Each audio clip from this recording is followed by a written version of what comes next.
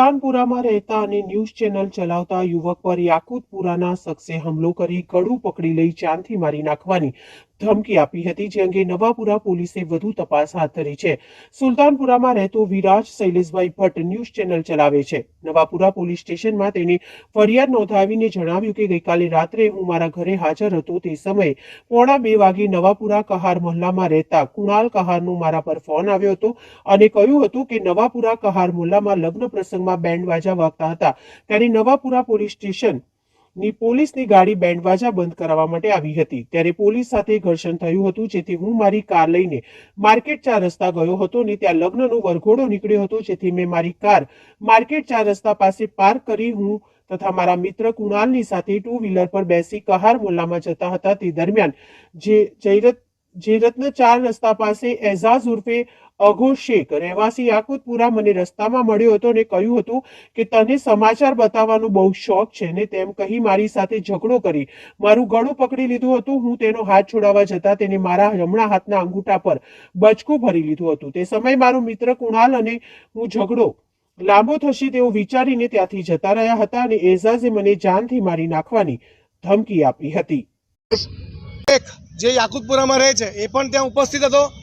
એને ત્યારે પણ મને ચેન ચાળા કરીને ઈશારા કરીને ગંદા ઈશારા કર્યા હતા. હું અત્યારે અહીંયા બતાવી નથી શકતો. ત્યાર પછી એને મેં કીધું કે ભાઈ તું એકલો મળવાની વાત કરે બોલ, તારે શું હતું, મારી જોડે તકલીફ શું છે. એને ઉતરીને સીધું મારું આ પકડ્યું. એટલે સ્વાભાવિક વસ્તુ છે કે આ પકડ્યું તો કાલે ઉઠીને કોઈ ઘા બી મારી દે, કોઈ ઘુસાડી બી દે. જેવી રીતે આગળ પણ કેટલા બધા જે યુવાનો છે એ મોતને ઘાટ ઉતર્યા છે. જેવી રીતે કિશન ભરવાડ છે, ઘણા બધા છે, એ લોકો મર્યા છે.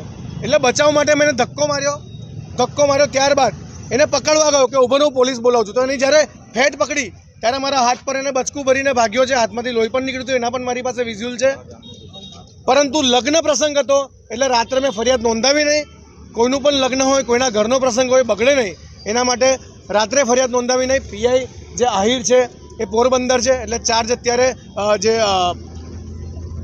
રાવપુરા પીઆઈ છે એમની પાસે છે. એટલે અત્યારે ફરિયાદ નોંધાવી છે.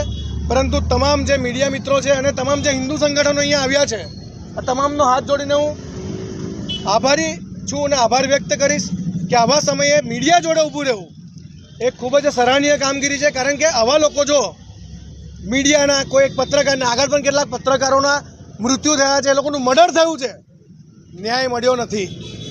પરંતુ જો વડોદરાની જનતા આ રીતના જ મીડિયાકર્મી જોડે ઊભી રહેતી હોય તો હું તમામનો આભારી છું. આ ઘટના કઈ જગ્યાએ ઘટી? આ ઘટના ઘટી છે, આ જયરત્ન બિલ્ડિંગ છે એની આગળ ગણપતિ મંદિર છે એની બિલકુલ સામે ઘટી છે. કેટલા જણા હતા? એ એકલો જ હતો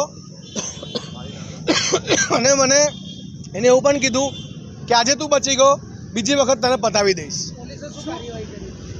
પોલીસ કહે છે કે પોલીસ અત્યારે અરજી લીધી છે, પછી કહે છે કે તપાસ કરીને અમે એફઆઈઆર નોંધાવીશું, પોલીસે એ કીધું. અને આવતીકાલે કે હું એવું કહું છું કે આવતીકાલે હું કમિશનર કચેરી જવાનો છું ગેહલોત સાહેબને મળવા. કારણ કે જે અનુપમસિંહ ગેહલોત છે આપણા વડોદરાના કમિશનર, સક્ષમ છે, એમ કહેવાય કે દબંગ કમિશનર છે. તો આવા લુખ્ખા તત્વોને સબક શીખવાડશે એવી મારી દિલથી ઈચ્છા છે.